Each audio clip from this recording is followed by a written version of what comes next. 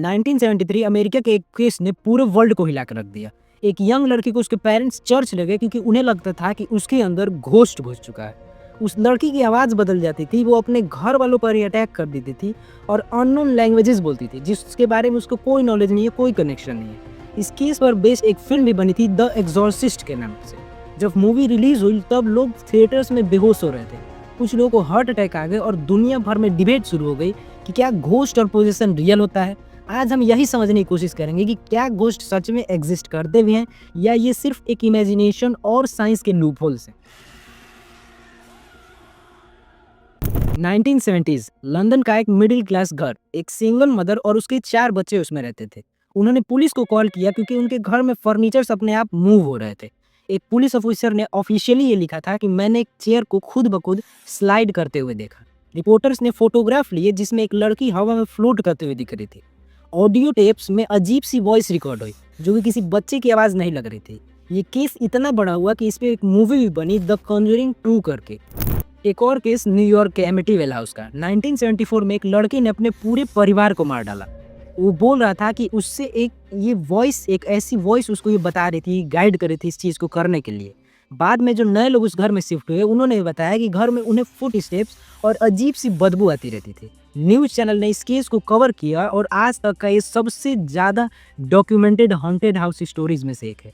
ये सिर्फ western case नहीं है, इंडिया में भी लोग स्टोरीज शेयर करते हैं जहां रेलवे स्टेशन पर घोस्ट या पुरानी हवेलियों में आवाज़ें आती हैं। लेकिन ध्यान देने वाली बात यह है कि जितने भी वायरल केस होते हैं उनमें से कई साइंटिफिकली प्रूव नहीं हो पाते हैं। एग्जॉर्सिज्म के केस में क्या होता है, डॉक्टर कहते हैं कि जो चीज़ें हमें घोस्ट पोजेशन लगती हैं वो एक्चुअली में कुछ मेडिकल कंडीशंस होती हैं। जैसे एक है एपिलेप्सी।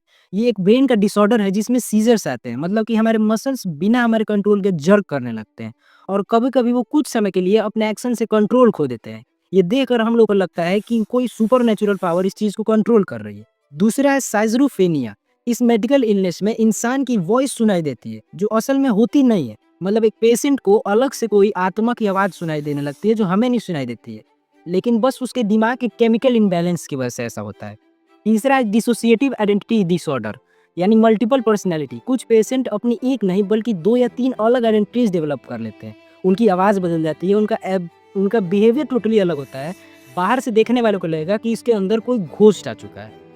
और जब लोग एग्जॉर्सिज्म करने जाते हैं, चैंटिंग, रिचुअल्स और फोर्सफुली उन लोगों को पकड़ा जाता है तो पेशेंट्स और वायलेंट हो जाते हैं क्योंकि उनकी असली प्रॉब्लम का ट्रीटमेंट तो नहीं हो पा रहा और ज़्यादा उसको परेशान किया जा रहा है। एक और चीज़ है, कभी कभी हम किसी जगह पे जाते हैं तो हमें बहुत अजीब फील होने लगता है, कुछ नेगेटिव चीज़ें फील होने लगती हैं। साइंस एक और चीज़ एक्सप्लेन करती है, इंफ्रासाउंड्स को। ये एक ऐसी लो फ्रीक्वेंसी साउंड होती हैं जो इंसान के कान प्रॉपरली डिटेक्ट नहीं कर पाते हैं, लेकिन इनका इम्पैक्ट हमारे ऊपर जरूर होता है। हार्ट रेट फास्ट हो जाती है, एंजाइटी बढ़ जाता है और ऐसा फील होता है कि कोई प्रेजेंट है, मतलब किसी की प्रेजेंस फील होने लगती है। मतलब आपको लगता है कि आपके पास कोई और खड़ा है पर असल में कुछ नहीं होता। और फिर आता है स्लीप पैरालिसिस।